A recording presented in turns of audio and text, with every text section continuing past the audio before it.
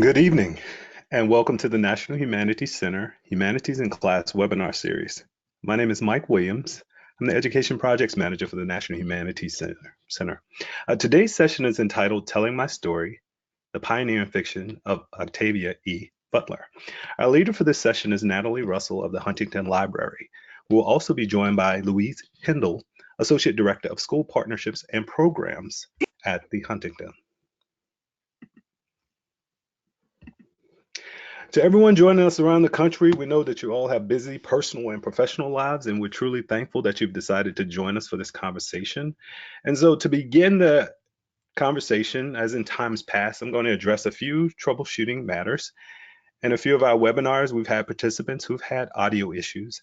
If you find that you're having audio issues and or you're unable to hear my voice, then it tends to be on the user end and can generally be remedied by following the steps below.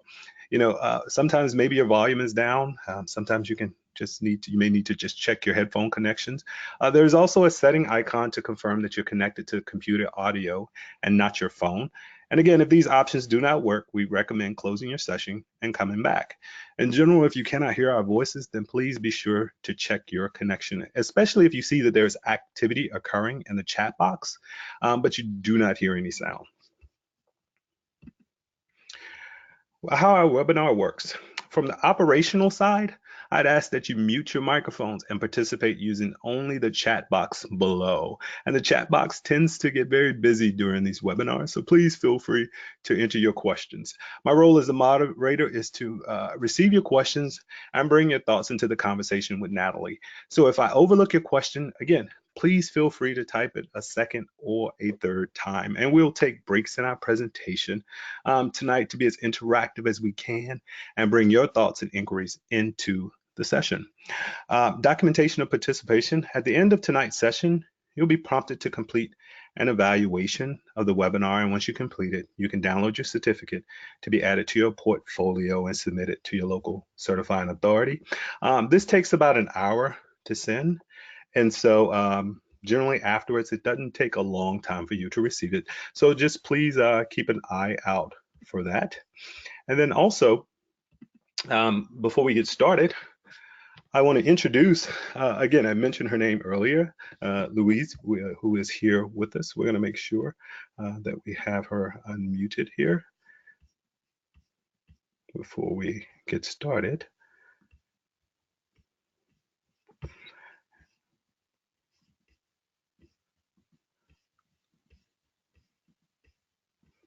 But during the webinar, so Louise Hindle, she's again the Associate Director of School Partnerships and Programs at the Huntington Library. And so tonight she's going to tell you a little bit about Huntington's resources as well as their opportunities for teachers as well. And so I will go through here and we will make sure that we have her here so that we can go ahead and get you unmuted.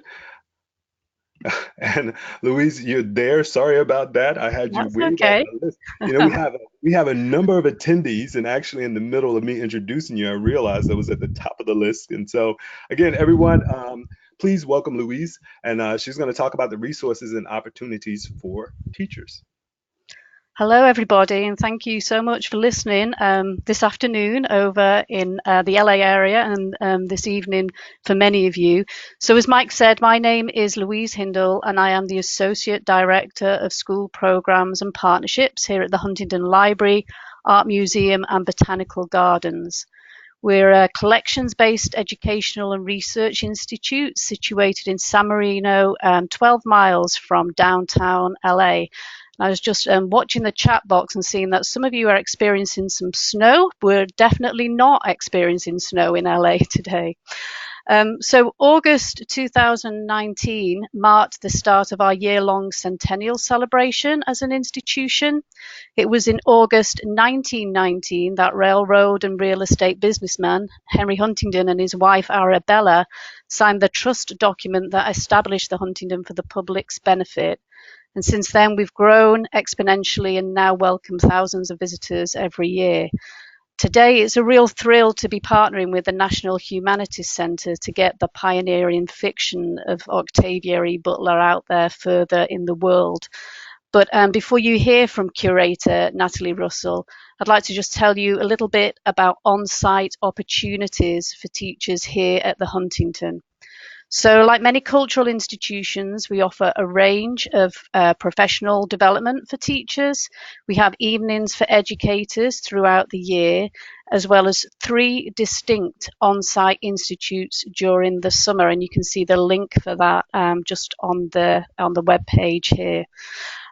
So these are offered during June and early July, and our summer institutes are open to teachers K through 12th in multiple disciplines, and the applications have just opened today. So I really encourage you to follow the link and learn a little bit more at your leisure, maybe after the webinar's closed this evening. But I can tell you that access to Huntington Prime resources and content pedagogy is at the heart of each of these summer institutes, and stipends are available. We also have a collection of online resources as well, and you can see the link to those on the web page. So I'm ready to be advanced to the next slide, Mike.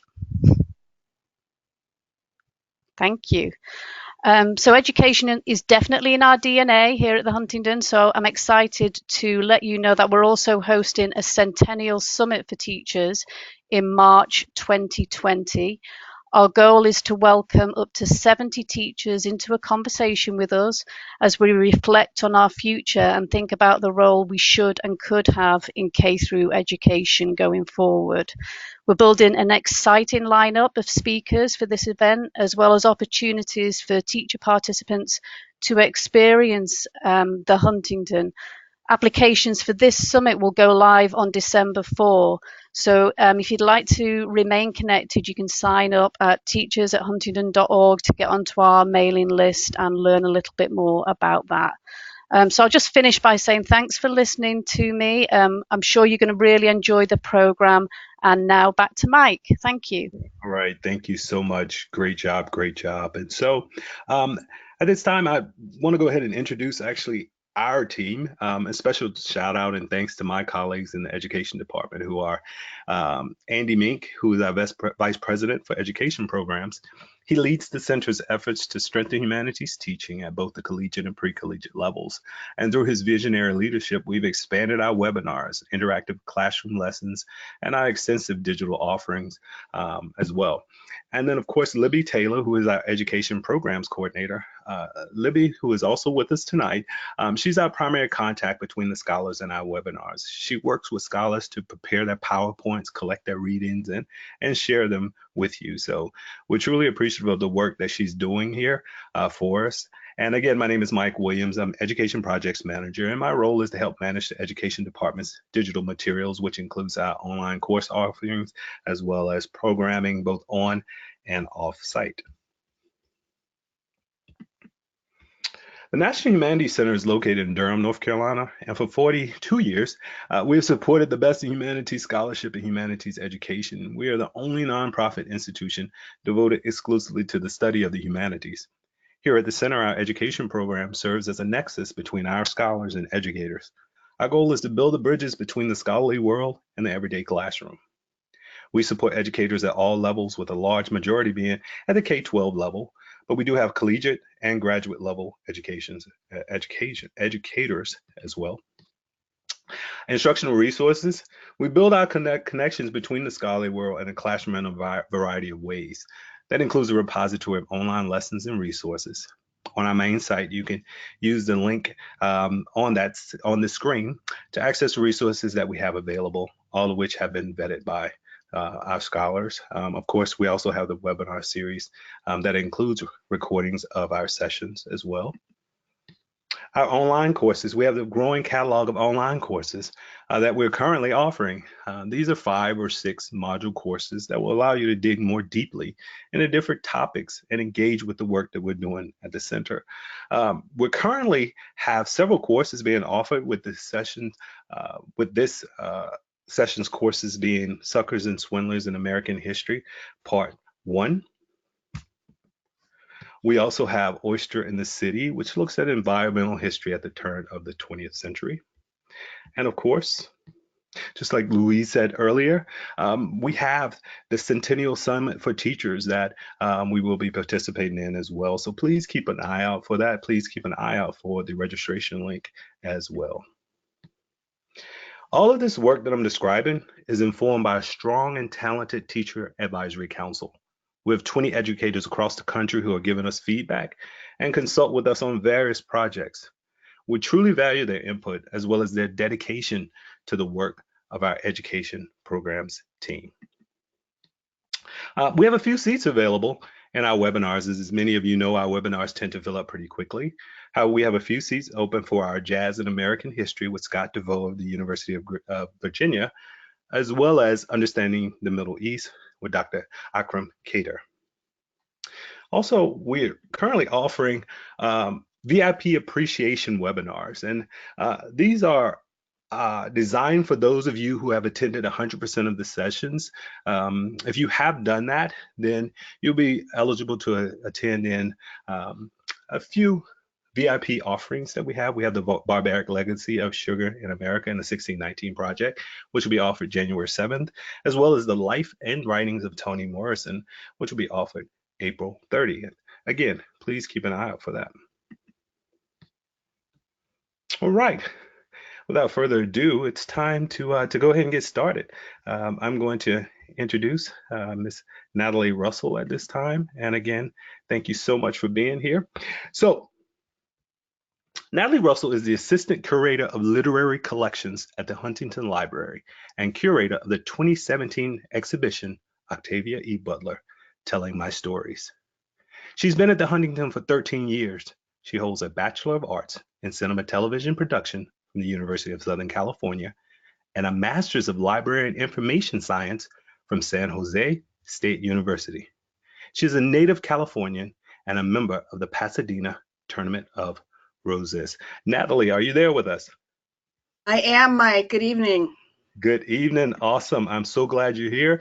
And again, thank you for working with us and to prepare this. And again, I met you when I was out there at the Huntington, and I've just been truly looking forward to this opportunity to work with you. So at this time, I'm going to go ahead and hand you over the mouse. And I have it down near the arrow if you want to take it from there. All right. Get our next slide here. Okay. Well, good evening and welcome everybody. So who is Octavia E. Butler? Octavia E. Butler is the first female African-American science fiction writer. Now, that's not to say that there were no other African-Americans who had ever written science fiction before her, but really as an author, as a female African-American science fiction author, she's the first. She was a pioneer. She's been called the Grande Dame of science fiction. She was a powerful contributor to contemporary literature. Washington Post Book World wrote this about her. Octavia E. Butler is one of the finest voices in fiction, period. A master storyteller, Butler casts an unflinching eye on racism, sexism, poverty, and ignorance, and lets the readers see the terror and beauty of human nature. She was a master of character creation. Locust wrote, "She is one of those rare authors who pays serious attention to the way human beings actually work together and against each other, and she does so with extraordinary plausibility." Butler used science fiction to open doors and worlds to herself and to others. She put people of color in her stories, but more importantly, she put the voice of a person of color in her stories, her perspective. Butler once said, "There was an automatic assumption that in stories about Black people, racism would be the most important issue, often the only issue." But Butler's stories are so much more than just stories about Black people and racism. She said, "To me, the attraction of science fiction is just the freedom, that there isn't anything I can't do in it. There isn't any issue I can't address." Her frequent themes include power, identity, race, but also gender, sexuality, economic and social class, religion, the environment, and humanity.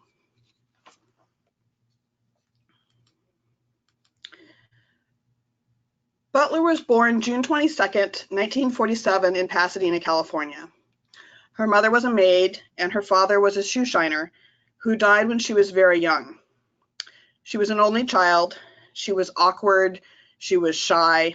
She was very tall. She grew to be 6 feet. And she was a daydreamer.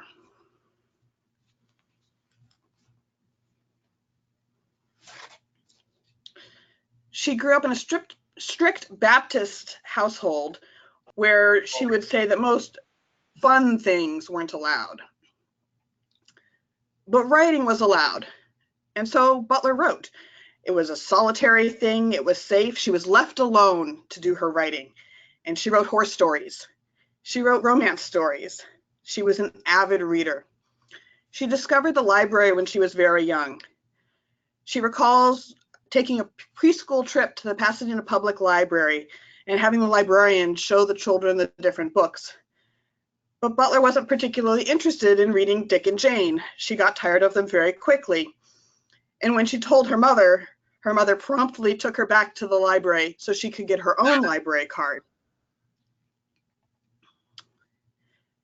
She grew up in what was called the Peter Pan room of the public library. It was really the children's room. And she loved all the stories she could find there, but even more, she couldn't wait to get out because she knew there were even more stories waiting for her beyond the children's section of the library.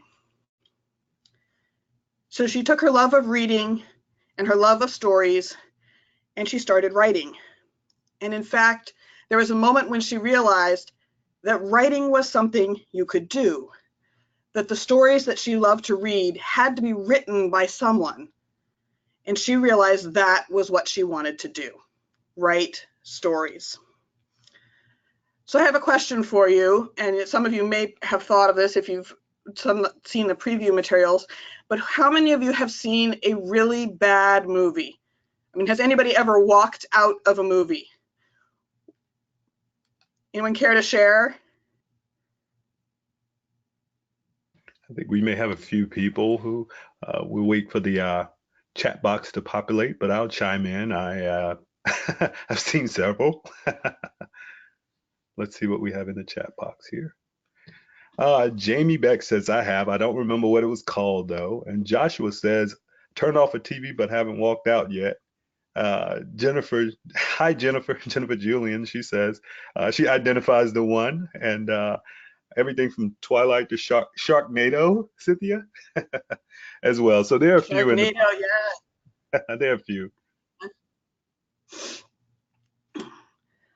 I've heard that Plan 9 from Outer Space is pretty bad, although I haven't seen that one myself.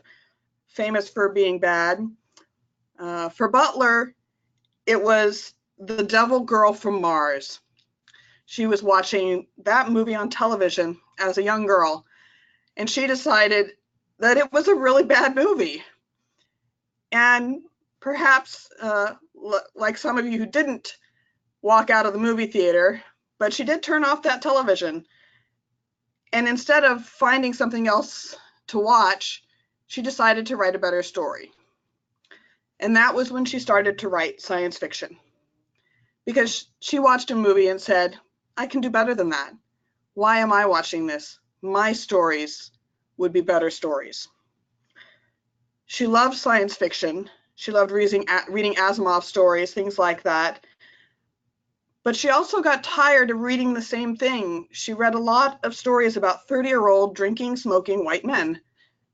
And she was none of those things. So instead, Butler said, I wrote myself in. There are a number of challenges to this goal of becoming a science fiction writer. It wasn't considered a career in her community. She would have aunts and friends that say, you know, don't you want to be a social worker? Don't you want to be a nurse? You know, writing isn't a career. Being an author isn't a career for a Black woman. And writing science fiction is definitely not a career for a Black woman. Butler's mother was actually reasonably supportive of her daughter, although her great dream for her was to have a job where she could sit down. Remember, she was a maid. She would have been on her feet all day. But Butler wasn't interested in those kinds of careers. As I mentioned, her mother did support her. In her early writing, they hired an agent for her teenage daughter to try and sell her stories, scraping together what would have been the equivalent of a month's rent to pay for it. Of course, neither one of them realized at the time that an agent is supposed to sell your work first and then take a percentage as a commission. And the whole thing was a fraud. But I think it demonstrates the dedication that Mrs. Butler had for her daughter. But Butler didn't give up. She completed John Muir High School in Pasadena and then went to Pasadena City College. There weren't a whole lot of creative writing classes there, but she took whichever one she could find. And she wrote a lot of science fiction and speculative fiction and fantasy. And her poor teacher would just ask, "Can't you write anything normal?" To the point which, when Butler did write a story that one might think of as normal, it was titled Loss, about a young boy whose world falls apart around him. No one is paying him any attention. No one seems to have time for him. There's no way for him to get ahead. And so he turns to theft to try and do something for himself. The teachers assumed that this story must be based on fact. But Butler did meet some success. It was at BCC where she wrote her prize-winning first-place story, To the Victor, a story that earned her her first money from her writing. To the Victor is the story of a boxing match. The reigning champion quickly realizes that he will have to cheat to win this match and has to contemplate the hollowness of that victory. But this is a Butler story, and it's not based on fact. It takes place in a world of telepaths, people with mental powers, and the entire boxing match is a match of the mind to the death. It's a fascinating early glimpse into the mental telepaths that will populate 5 of Butler's first 6 books. Butler finished Pasadena City College and attended Cal State University, Los Angeles, although she never finished a degree there. She found a program called the Open Door Program for Screenwriters. It was hosted essentially by the Screenwriters Guild in Los Angeles, who in the late 60s looked around and realized that there were not a lot of people of color writing screenplays. So to encourage this, more writers of color, they created this Open Door program. Butler wasn't particularly interested in writing for the television, in spite of that early film start to her story writing career of science fiction, but it was creative writing. It wasn't journalism. It was something more than she had been able to get so far. So she joined the program, got into the class, and there she met science fiction great Harlan Ellison. And Harlan Ellison saw something in Butler's writing, and he said to her, "You need to attend the Clarion Science Fiction and Fantasy Workshop in Clarion, Pennsylvania. The deadline for applying has already passed, but don't worry, I'm going to get you into this workshop. I know the director, you need to go." So Butler scraped together some money. Her mother, again, scraped together some money. Harlan Ellison himself put together some money. And Octavia Butler, who never drove, got on a Greyhound bus in Southern California and drove straight through across the country to Clarion, Pennsylvania, to attend a multi-week workshop with other science fiction writers. When she got there, the only other Black person there was the one author writing science fiction at the time, Samuel Delany. There were a few in town. There was one other person of color in the workshop, a Native American, and there were a few women. But Butler felt very out of place.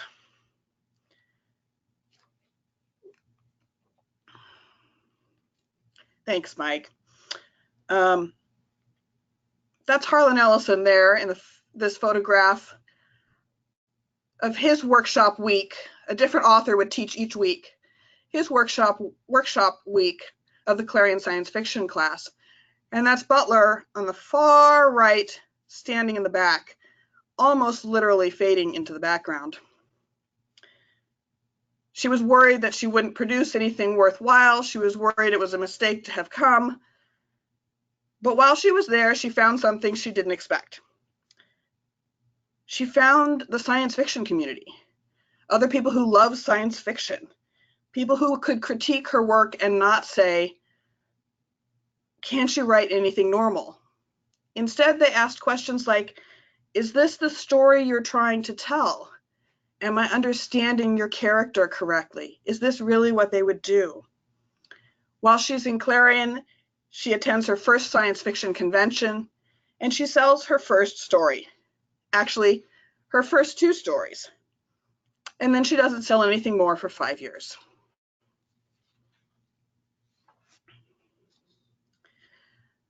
Butler was a self-motivated person.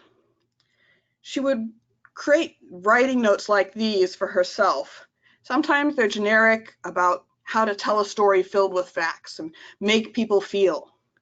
Sometimes they're specific to a story, how she's going to move a particular plot point forward or how certain characters will react to situations.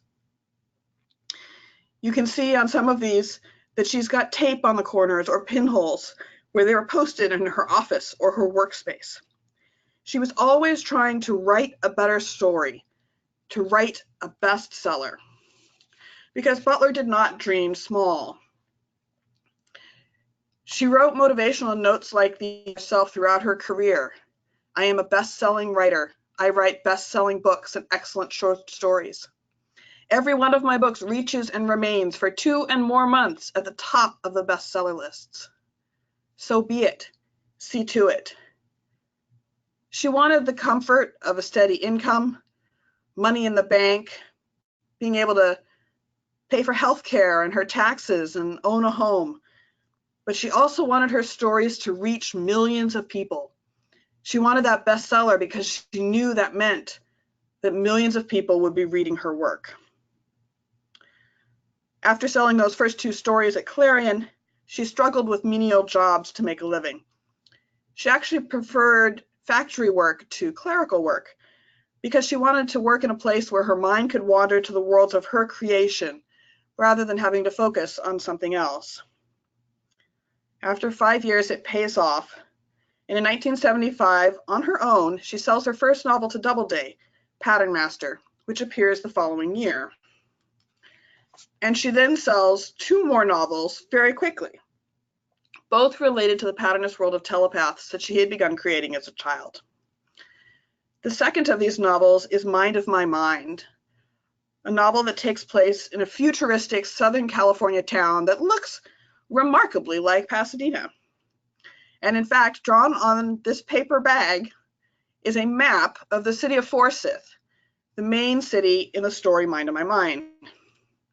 All of the pencil drawn and labeled streets denote the directions and places in the story.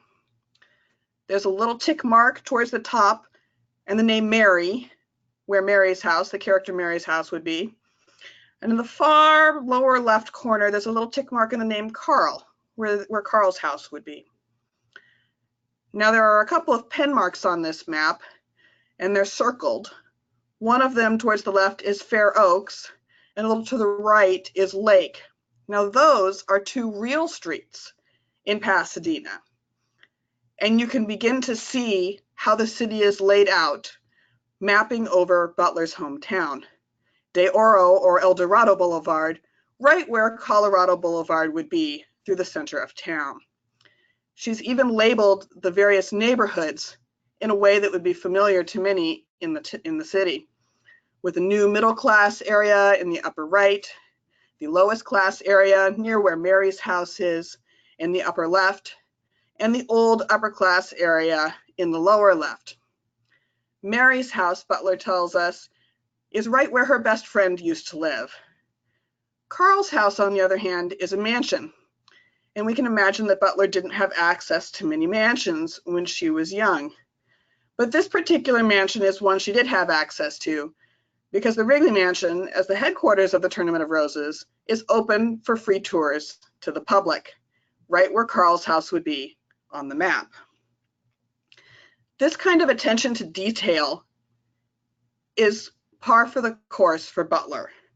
Her research and authenticity is extensive, whether it's the geography of a place, character development, scientific research, hard science, biology, medicine, all of it she delves into deeply. And whether or not you see a map like this on the page of her novels, the authenticity of that background comes through in her work. She sells her third novel, Survivor, and is later regretful of the decision. She says it was never ready. But she needed the money because she needed to do a different kind of research in preparation for her next work, which is Kindred. Kindred is probably Butler's best-known novel.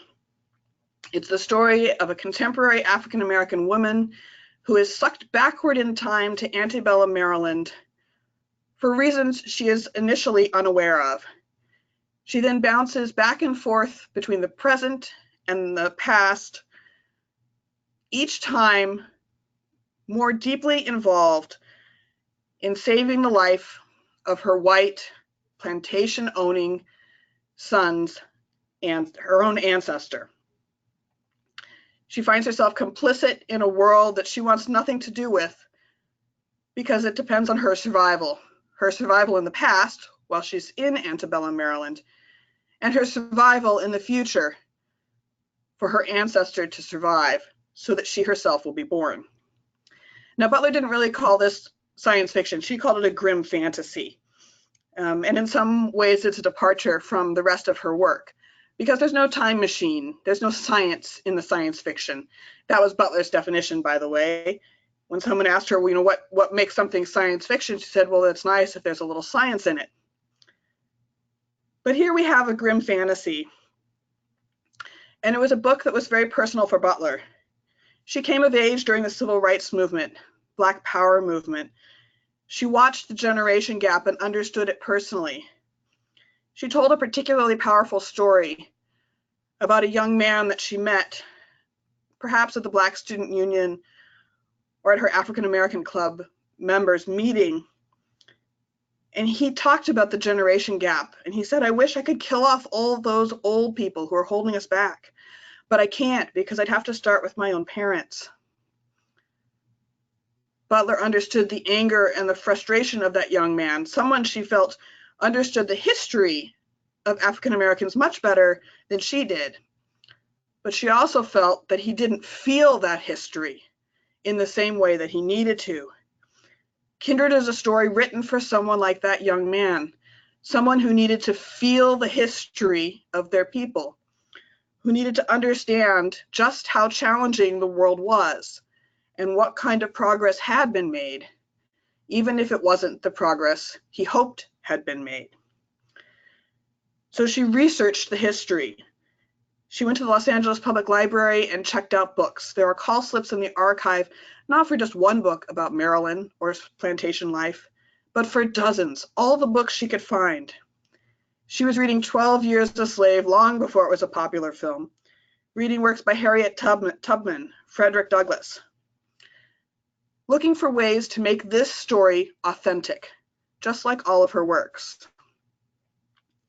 The original title of the book was To Keep Thee in All Thy Ways, and you can see Butler's religious background come through in little moments like this in her work, even though she did not carry her faith into her adulthood.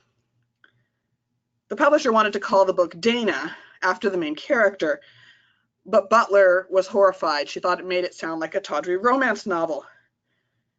She offered several other options, including Near of Kin, Time Lapse, and Birthright, before on December 26, 1978, offering the title Kindred, which was eventually the title that the book was published with. She took the money that she had from a sale of her third novel and did some of that new research in a research trip. And she traveled to Maryland to see what that world would be like. She had located the story in Maryland to make sure that freedom was an option, that the North wasn't so far away that her characters couldn't potentially gain that freedom out of this plantation slave life. It needed to seem attainable, but she didn't know much about Maryland, and books could only tell you so much. She wanted to know the landscape. She wanted to know what it felt like. If you were running through the forest, are there trees? Are there bushes? Is it open? If they set dogs after you, what would it look like? And what was plantation life like? Where would you do the laundry? How would you do the laundry? The cooking? Where did different people live on the plantation? The overseer, the slaves, the master of the house. She did research at the Maryland Historical Society, diving into archives in a new way. But it was when she took a side trip just to do some sightseeing across the way at Mount Vernon that she found something she was looking for, which was, how does a plantation run? What does a plantation look like? She brought back this map of Mount Vernon where she has annotated the characters and changes that she's going to make to turn this mansion into the Wayland Mansion in the novel.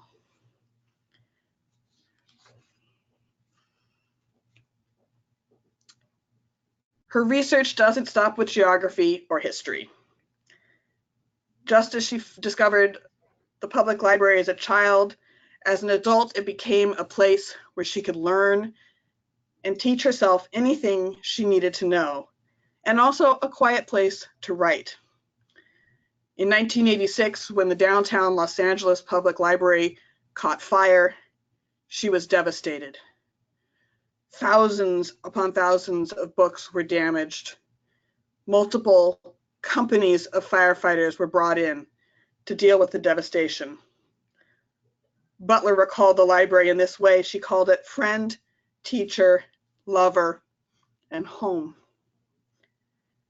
She also did research in newspapers. She would keep little envelopes like the one on the left, stuffed full of newspaper clippings on anything that interested her. Biology, botany, anthropology, history, politics, medicine, technology. She would sort them and hold on to them, dozens upon dozens of these little envelopes, stuffed with facts and ideas, her own subject files and reference, to get the science of these various aspects of life correct. She even had a little envelope full of descriptions of occupations, how people cooperate with each other. By the 1980s, Butler was writing full-time. She had an agent. She was a moderate success, if you define a success being that she was making a living as a writer. Now, the royalty checks may not have been consistent, and it was certainly not a glamorous, perfect life, but she was a writer. From the moment she starts writing Kindred and she stops all those menial jobs to try and focus on that particular work, she never goes back. Writing is her career. To try and make ends meet, she tries writing short stories. In 1984, she wins her first Hugo for Speech Sounds, and then the 1985 Hugo and the 1984 Nebula for the short story or novelette Bloodchild. She also writes the story The Evening and the Morning and the Night. The cards on the right are note cards which she's written about the Duriago disease, which is the fictional disease that she's created for the evening and the morning and the night. But she takes all of the worst elements and the most frightening aspects of three real conditions, Lesch-Nyhan syndrome, Huntington's disease, and phenylketonuria, and weaves them together into a new, terrifying disease that she uses for her own story. Again, she's able to take this authenticity and bring it into her story, so no matter how frightening the story may sound, it's not so fantastic that the reader can't follow or would never believe it.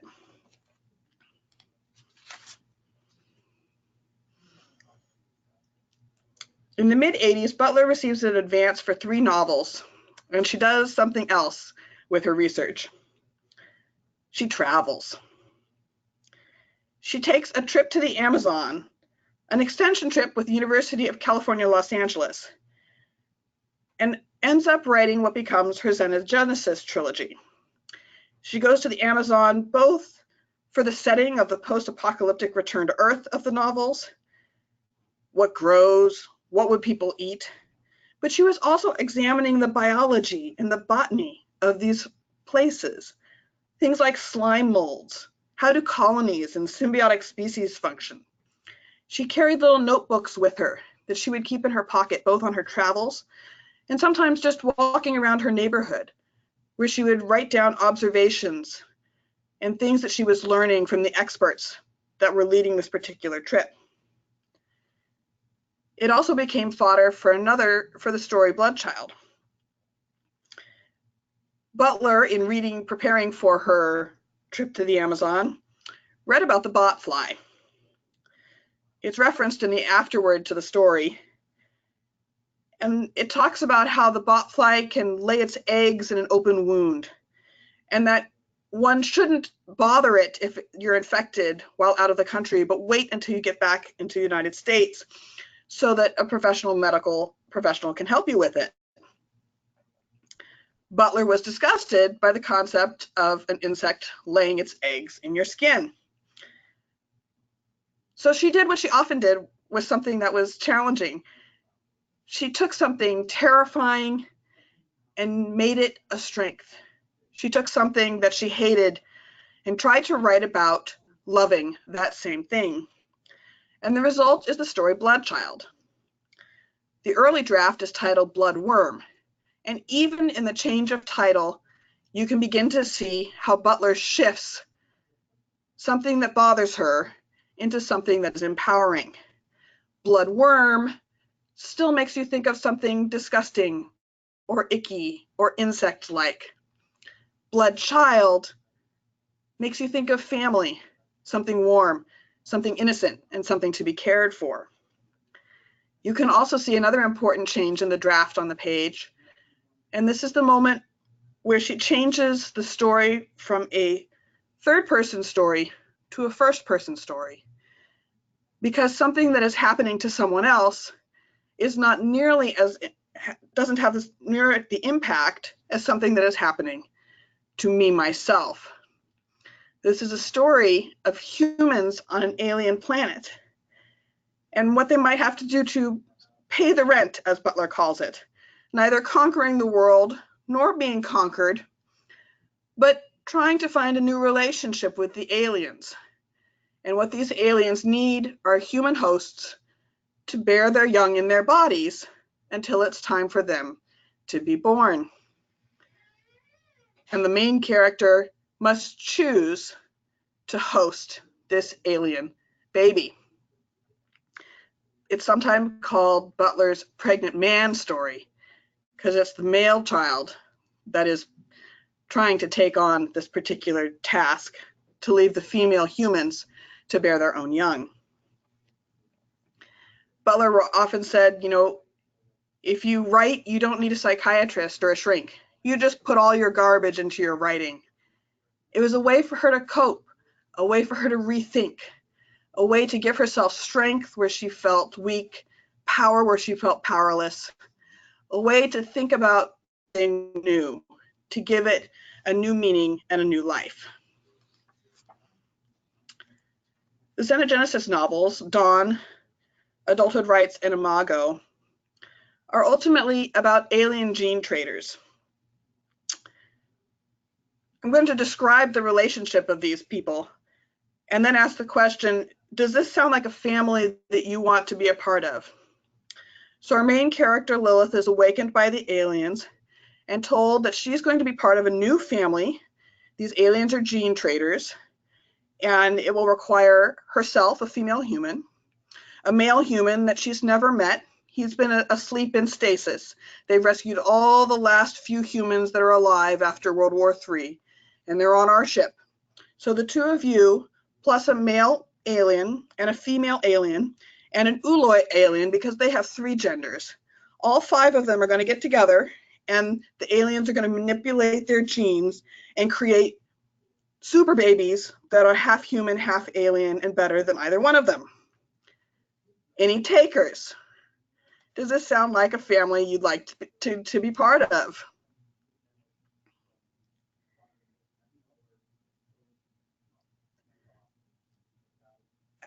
I think if you think a moment about your family or about those of your students, I'll ask a different question.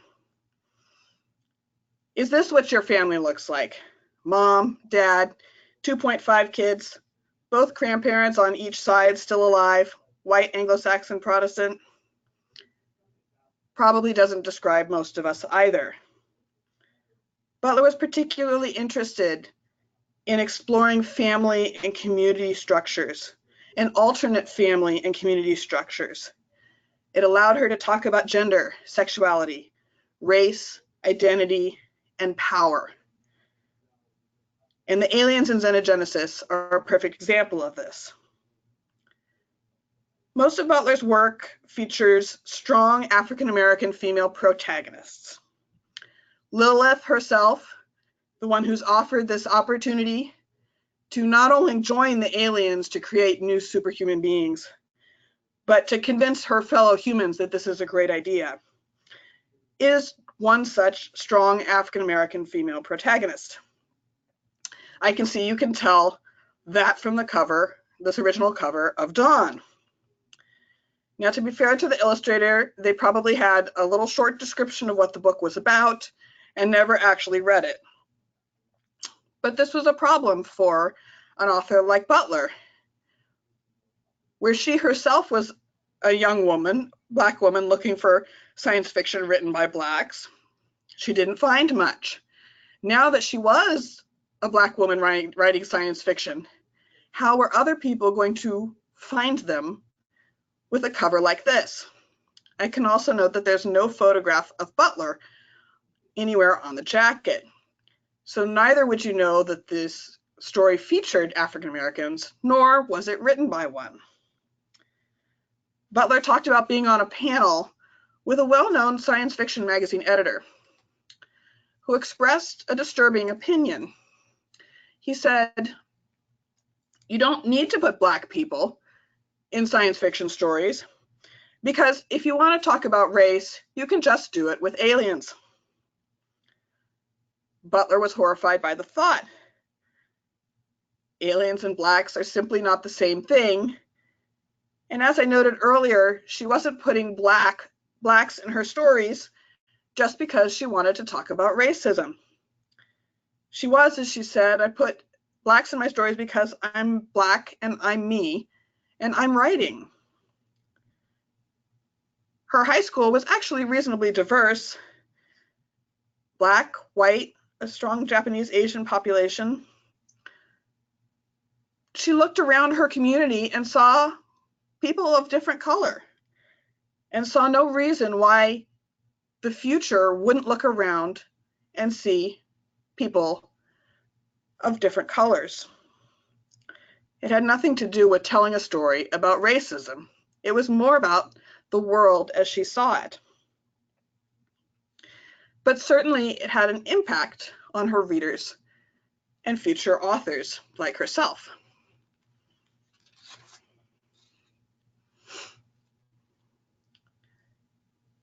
Her next novel is probably her second best known, Parable of the Sower, and its sequel, Parable of the Talents. This is a story of a strong African-American woman, a young girl, who watches her society collapse around her and hampered by a disease, the result of a pharmaceutical gone wrong, that makes her feel the pain she sees, whether it's real or not. Feel the pain of others physically. And she tries to create a new community by creating a new religion around change. This was Butler's If This Goes On story. She was reading the news, she was reading about labor, drought, big pharmaceutical companies, the widening divide between classes, gated communities. And she looked at all of these things and said, if this goes on, what will the world look like? What will happen? And if this does go on, what do we do about it? How do we make some kind of change? So how many of you have read Aldous Huxley's Brave New World.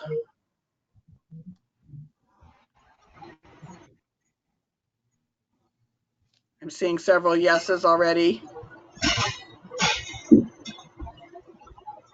How about George Orwell's 1984? Anyone read that one? Great novels. But there are many people who would say that if you want to read the dystopian novel of today, you don't want to read Brave New World and you don't want to read 1984. You want to read Margaret Atwood's The Handmaid's Tale. Has anyone read that? Or perhaps you've seen the now increasingly popular television version of The Handmaid's Tale.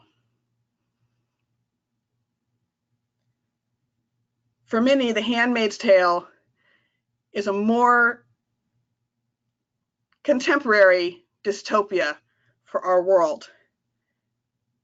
And the second book that they would recommend that you read is Parable of the Sower by Octavia E. Butler. Atwood and Butler are the dystopia for today. In Parable of the Sower, Butler continues her exploration of community, her exploration of alternate communities and how people gather together to find a new way forward. Butler incorporates another element into this story, which is religion. Asked on a panel about religion and science fiction, she said, what do most science fiction authors do with religion? And she said, of course, well, most ignore it completely. If they mention it, it's simply in passing of something outdated. But Butler thought this was unlikely. In looking at religion, it was something she found across various communities and peoples all over the world, changing over centuries, but it was never not present. Again, in looking at the world around her, she saw more in the future, not less. And so it seemed that religion too would continue into the future. And she looked at the positive impacts of religion, its ability to gather disparate people together, to pool their resources over generations to complete a long-term goal. One might think of the Catholic Church in a cathedral that takes 1,000 years to build. The people who start it will never finish it.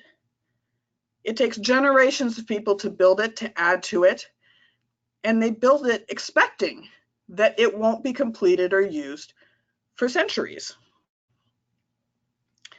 Butler saw this kind of organization as a way to reach the stars. That if one was going to expect to get off this planet, it wasn't going to be a government organization or a corporation that was going to take humanity to a new world. Instead, religion was the way to bring people together over generations to pool their resources towards a destiny of the stars. And this is the destiny of Lauren Oya Olamina and the Parable of the Sower. After writing this book, Butler received what is commonly called a Genius Grant, the MacArthur Fellowship, in 1995. It was 5 years of a very good salary, including health benefits. It was something that was offered, no strings attached. Those who win a MacArthur Fellowship are being recognized for work they have already done, with the idea that the work that they are yet to do will be just as important. They simply need the funds and the stability to think and dream. Butler was the first science fiction author to receive such a fellowship. It offered stability in terms of finances. It offered validation. It allowed her to own and pay off a house for herself, for her mother, and her voluminous library.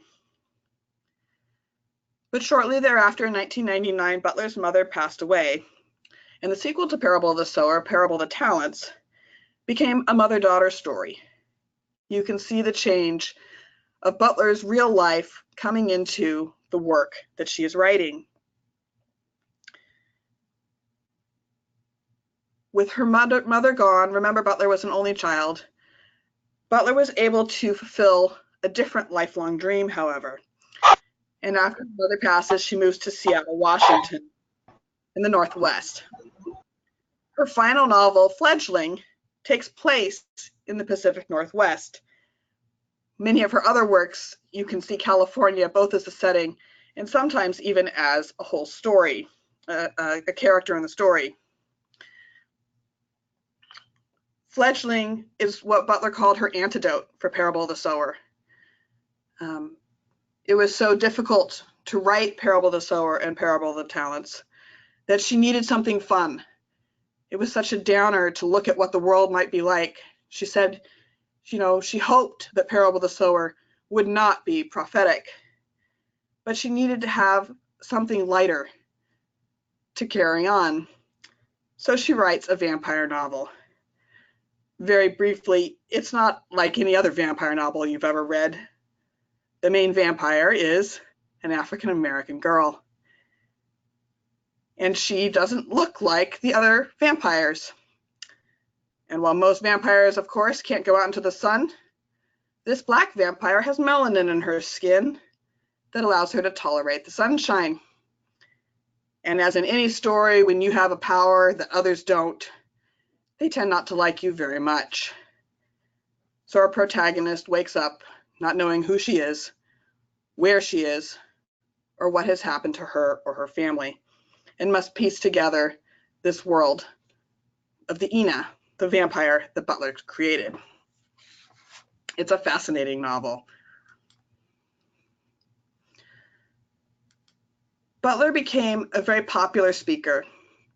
She would speak at colleges, book clubs, conventions, and conferences. She wanted to give back to the community that had created her. She went back and taught at Clarion and Clarion West at Successor multiple weeks of workshops with aspiring science fiction students. This is a photograph of her with one of her classes at Clarion. I think you can note the difference between the photograph of Butler and her own Clarion experience. Few more people of color, greater diversity of men and women, and Butler herself still in the back row, but smiling and looking calm and relaxed. She wanted to support students in different ways. As the quote earlier said, why aren't there more science fiction Black writers? There aren't because there aren't. What we don't see, we assume we can't be. What a destructive assumption. She would tell a story. She told a story in one of her notebooks about a Black woman who wanted to be a writer, to write for a living. I just want to subsist, the woman said. I don't want to be rich or anything. Butler says her response was to attack. Why would you want to strive for the bottom? I demanded. What's so wonderful about bare subsistence that you think it would satisfy you? It wouldn't, you know. There's nothing wrong with success. Well, the woman said, I know what you're saying, but... Butler continued on in her reflections. But what? I never found out. And then she said, or wrote rather, some very powerful things.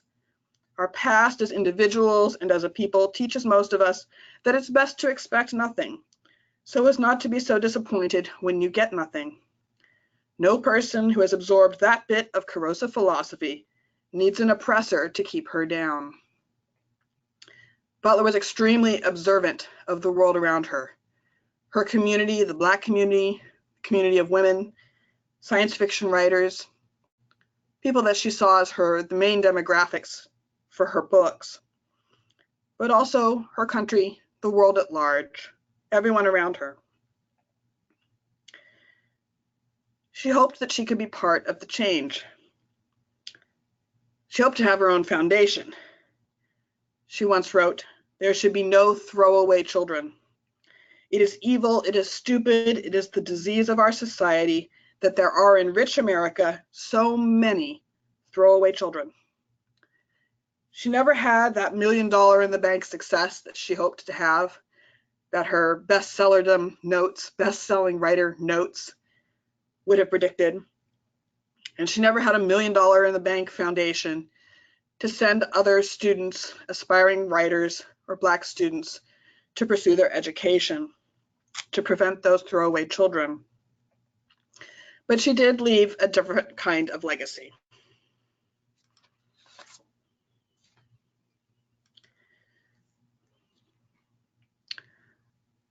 Butler died suddenly, probably of a stroke, on February 24th in 2006. She was only 58 years old. She left 12 novels and 1 volume of short stories. One portion of her legacy is her archive, which she left to the Huntington Library. And this is how I got to know Butler.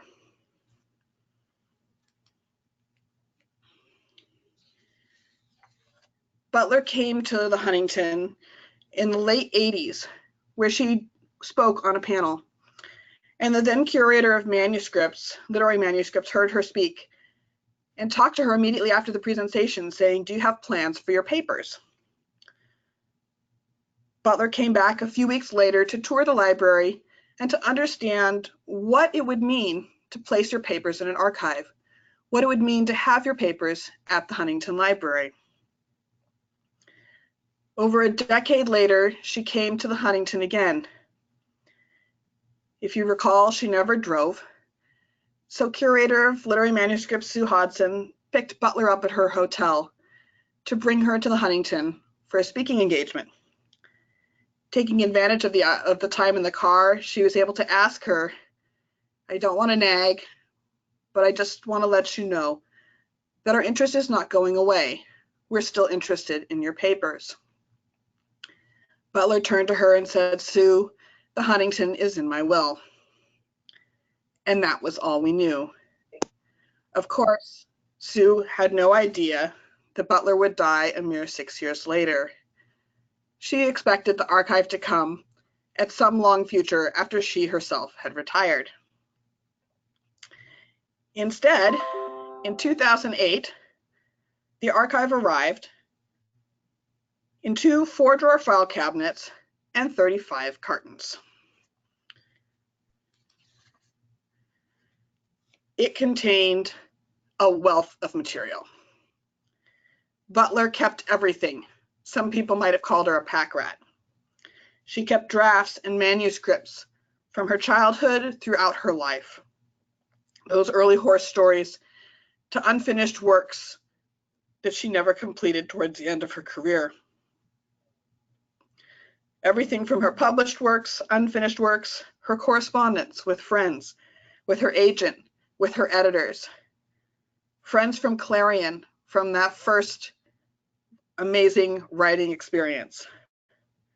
She kept photographs from her travels, from her speaking engagements, from conventions, ephemera from all of these places, postcards and programs. She kept her research notes and her clippings, journal entries, some 80 notebooks of different sizes, those little pocket-sized ones, all the way up to 8.5 by 11 kind of standard notebook-sized works. Filled with her reflections, filled with her observations, her fears for her work, for herself, for the world, and her hopes for her work, for herself, and for the world, and extensive notes on her writing.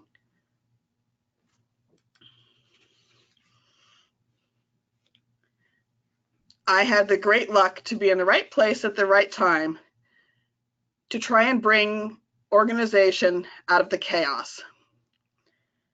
Over 3 years, I worked with all of the materials in Butler's collection to organize, to sort, to preserve her organization when it was present, to create organization when there was none, and to prepare the collection for use by scholars. My first task was a simple division. I separated the manuscripts from the correspondence, from the ephemera, and from a fourth pile of "I just don't know yet."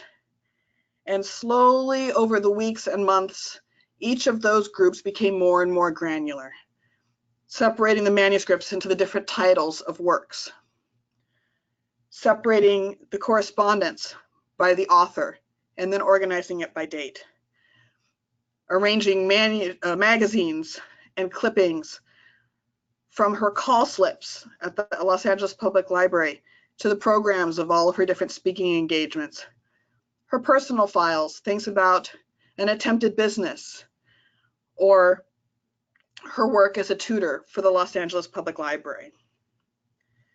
There are numerous challenges when organizing an archive like this. What do you do with Post-its? I can assure you Post-its are not archival. And you can see towards the center of the screen, there's a stack of dozens of them just stacked on top of one another. Static cling photo albums, just there at the top in Cusco on the back. She's written right on that photograph, right on the plastic of the cling of the photograph album with the photo pasted inside those pages. I imagine some of you have some of those sitting on your shelf at home. Not an archival way to make those photographs last for the next 100 years or more, I can guarantee you. But what do you do when the caption's written right there on the page? In this case, our conservation team took apart the entire album, separating the photographs into individual archival sleeves. I annotated the caption on each sleeve, and we kept the original album so that you can see her handwriting and how she originally wrote her captions. What do you do when there's a letter that includes a manuscript draft? Does that go with the correspondence? Does that go with the manuscripts? Some of these questions have standard answers driven by the archival profession. Others, it depends on the archive and what you find. How prevalent is this problem? Does it come up often? How do you think people are going to approach the archive? For an author's papers, if you're looking at the correspondence, people often want to read everything from a particular correspondent. For example, did she write to Toni Morrison? Did Toni Morrison write back? How can I see everything between the two of them? As opposed to reading through everything chronologically. What was she writing in May of 1972? In this case, those letters and drafts were separated so that you can read through all the correspondence or all of the manuscript's drafts. But there's a note on each folder letting you know that this letter formally enclosed this draft, and this draft was formally enclosed in this letter, so you could reconstruct that connection if you need to. She wrote on Ziploc bags. She wrote on plastic ice cream bags. Do they even still give those out at the grocery store? She wrote, as you saw, on paper bags. I think her mind was so active that occasionally she had to write on whatever was to hand. Not to mention the fact that she reused paper. Often, I think, because it was simply expensive to buy more paper. So if she had done something with a draft and crossed it out, she would flip the page over and continue typing again. She used carbon copies with regularity. She would type a draft with a carbon, and then she would annotate the carbon and type a new draft with another carbon. I often have to explain what carbon copies are when I'm working with younger students. And it's not just a function on your email that will send the message to multiple people. In the end, all of these materials were gathered, sorted, and organized and placed in archival folders, either upright or flat, and placed in boxes to put on the shelf in our climate-controlled archival holdings. The final collection has 8,000 individually cataloged letters, drafts, and photographs, and an additional 80 boxes of materials, ephemera and research materials, things like that. There's an electronic finding aid for the collection available on the Online Archive of California, which is a collection of archival finding aids or container lists for collections at institutions across the state. This collection is actively used by scholars. It was opened in 2013, and there's been someone in the archive nearly every week since it opened. In fact, it is currently the most used collection at the Huntington Library, with collections numbering literally in the thousands of manuscripts in the millions, 500,000 rare books and 500,000 reference books, ranging from British and medieval history to the history of science and technology, the Civil War, the expansion of the West and California and the Pacific Rim, and our American and British literary collections. Still, the Butler collection quickly rose to the top and is the most used collection in any subject area.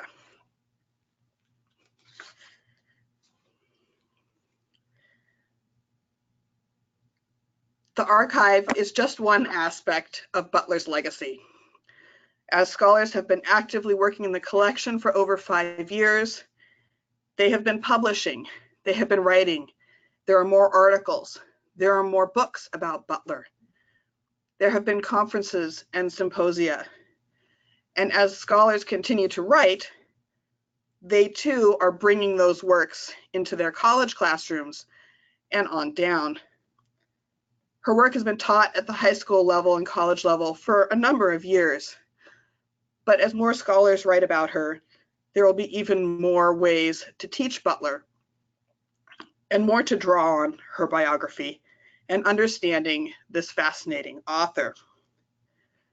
At one point in the mid-90s, not that long ago, Butler was at a conference where all of the Black science fiction writers in America were in one room on the stage.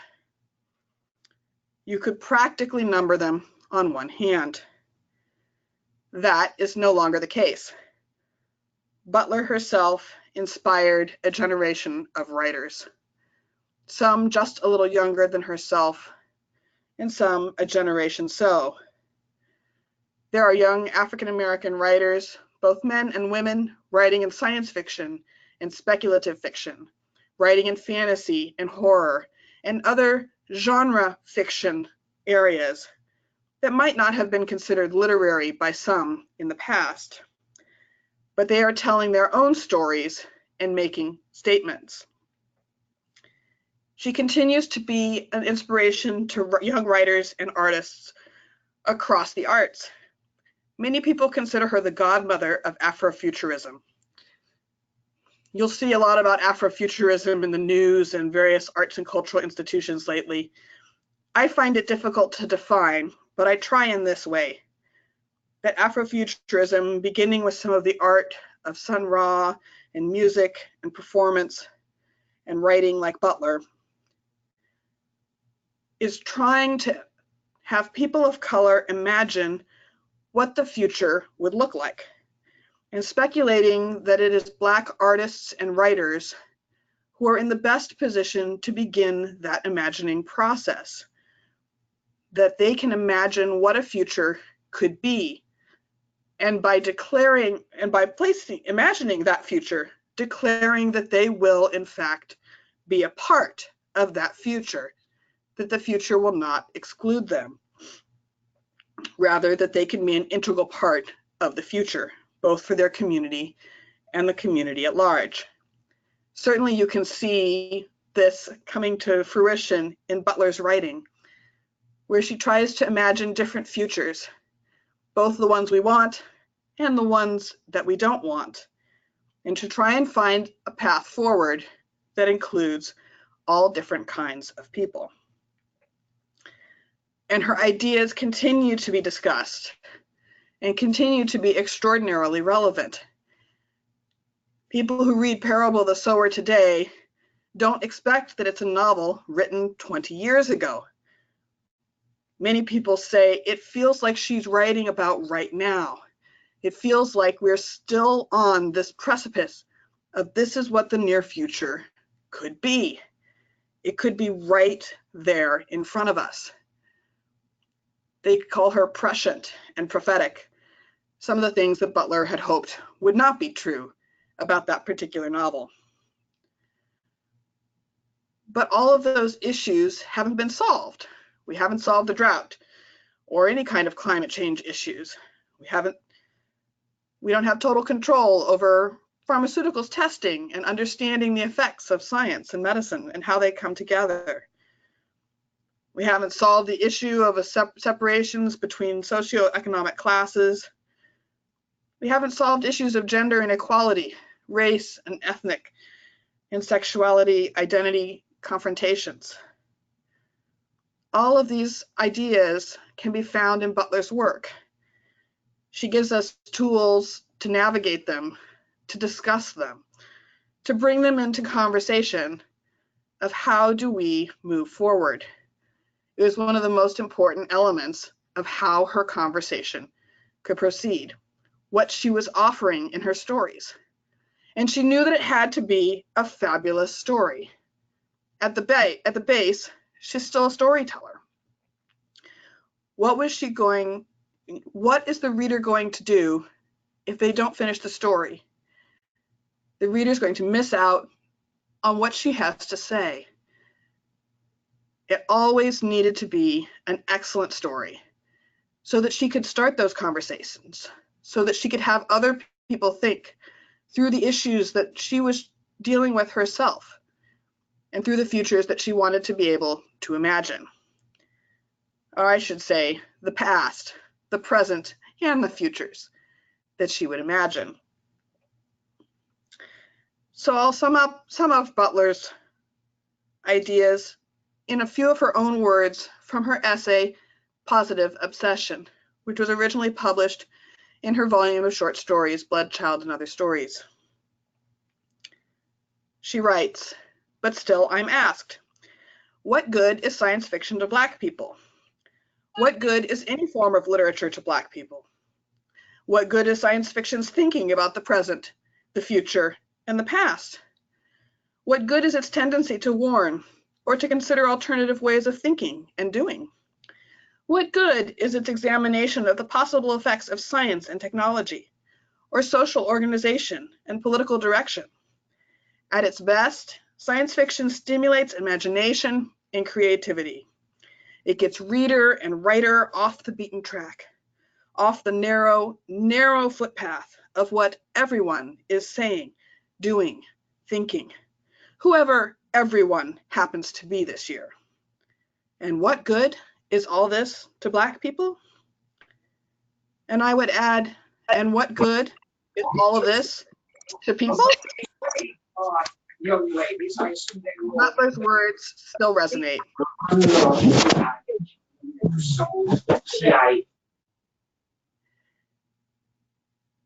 Butler's words still resonate,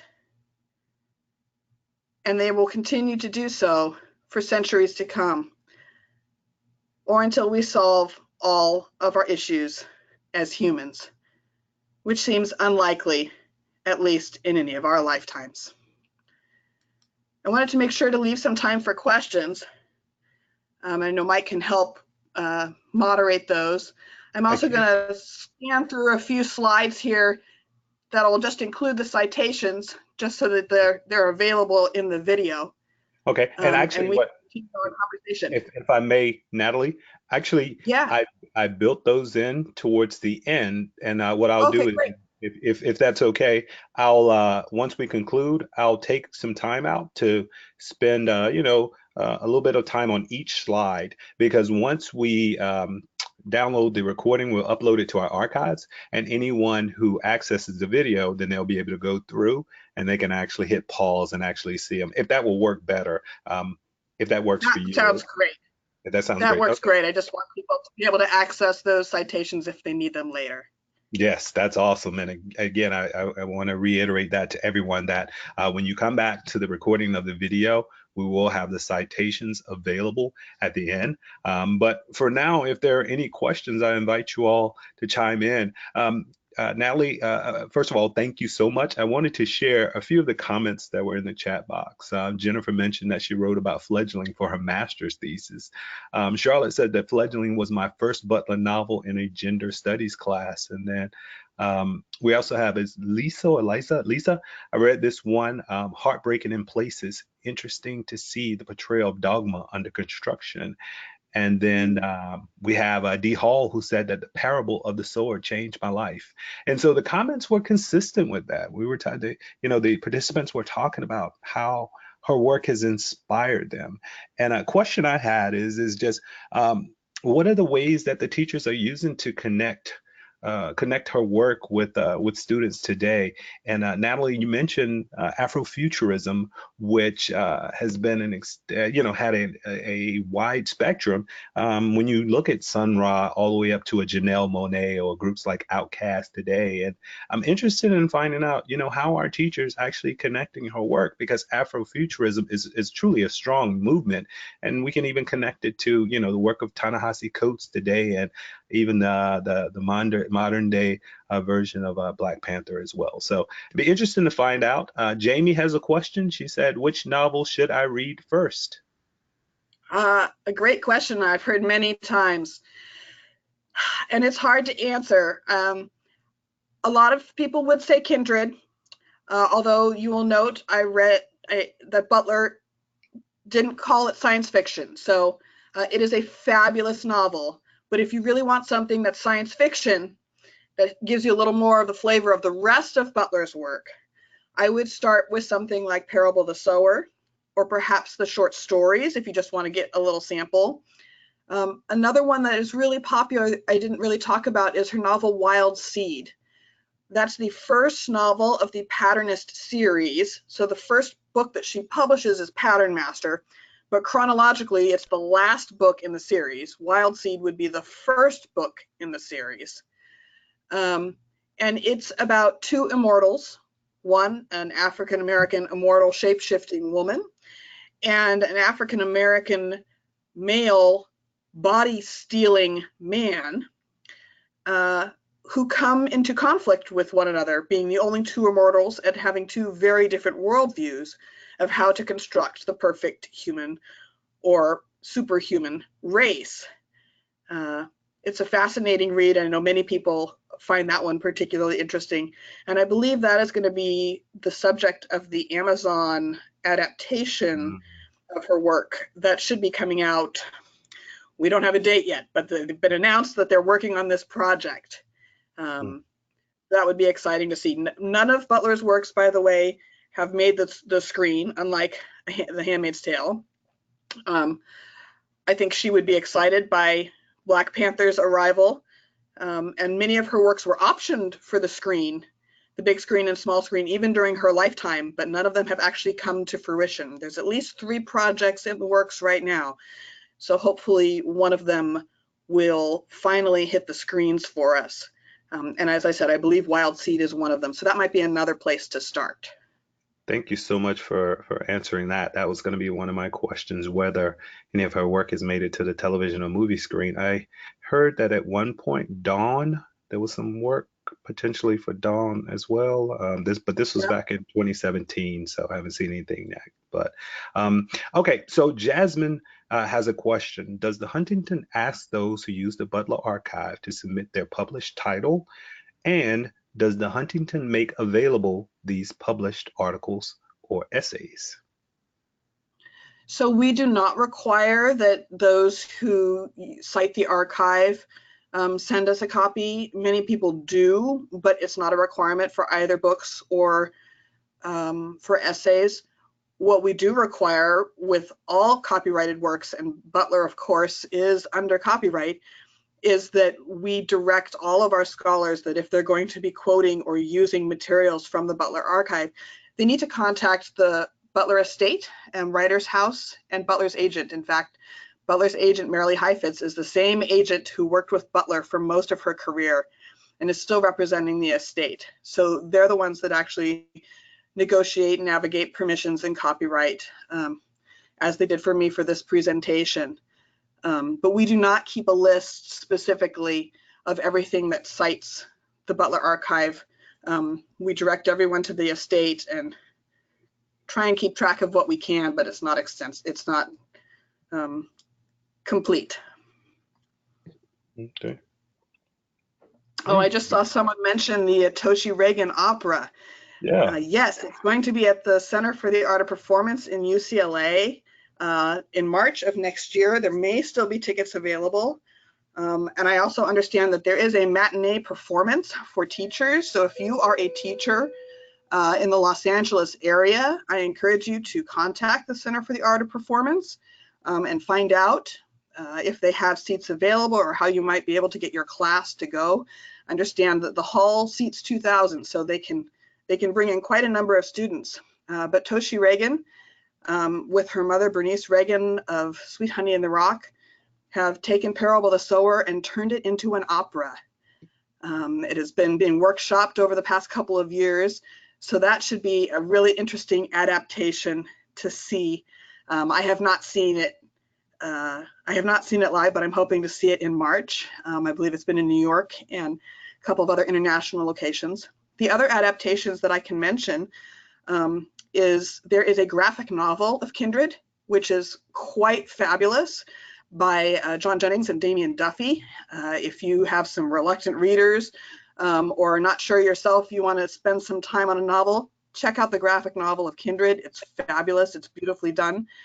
And that same team is coming out with a graphic novel of Parable of the Sower. I believe it is set to hit the shelves in January.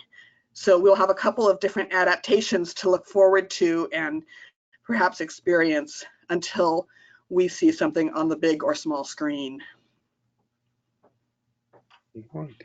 Good deal. And again, if there are any additional questions, please feel free to include them in the chat box. Pearlie had a question. What happened to Butler in her last days? Did she live in Washington? Did she experience an accident? Is there any controversy about her passing? So we know that Butler had health issues towards the end of her life. In some of her, perhaps some heart medications, I'm not sure exactly. She definitely talks about some of her medications making her feel fuzzy-headed and interrupting her writing or perhaps giving her writer's block. She did live at her home outside Seattle in the Washington area. And what we know happened is that she fell outside her home and struck her head. There was no autopsy, so we don't know the exact cause of death, but it's suspected that she either fell and struck her head and that caused an injury that ultimately led to her death, or that she suffered some kind of stroke or stroke-like incident, which caused her to fall and strike her head, and then led to her untimely passing. So there being no autopsy, there's never been any real controversy, but it was, I believe, a choice more of not needing any additional invasion just to answer a question that was essentially moot, that she had passed from natural causes one way or the other. Okay. Thank you for that. Thank you. And if there are any additional questions, the time now is 8:27, and if there aren't any additional questions, we're going to go ahead and wrap it up. Again, thank you so much for your time tonight. Thank you for sharing your experiences with this collection. Thank you to the Huntington as well. Again, Mariel is saying thank you so much. This is amazing. She said she's already ordered 3 of her books. And so that's awesome. Good deal. And then wonderful. Enjoy. Enjoy. Great information, Sue Ellen Williams says. But again, on behalf of the National Humanities Center, thank you so much for your time this evening. To our participants all over the country, I think a few people are on Amazon as we speak ordering books. Okay. Our next webinar is Big Game Fiction, Ernest Hemingway's Adventure Writing. Lead scholar is Verna Kale, Assistant Research Professor of English and Associate Editor, the Hemingway Letters Project at the Pennsylvania State University. So again, please join us for that. And also the webinar will be posted within the next 48 hours. I'd encourage you to keep up with what's happening at the National Humanities Center through our various social media feeds to get updates on our activities. You can also join our email list by going to our webinar registration page or going to the URL that is listed on the screen, and you'll get a constant contact email on occasion that shares with you new deadlines and new activities that we have planned. Okay, and as mentioned before, the citations for tonight's presentation will be displayed on the screen as we close out. So as you log out, we'll spend a little time actually going ahead and closing out. Please keep a lookout for the evaluation, which will be posted shortly as well. But again, thank you for joining us tonight, and I hope to see you again during our Humanities in Class webinar series. Good night, everyone.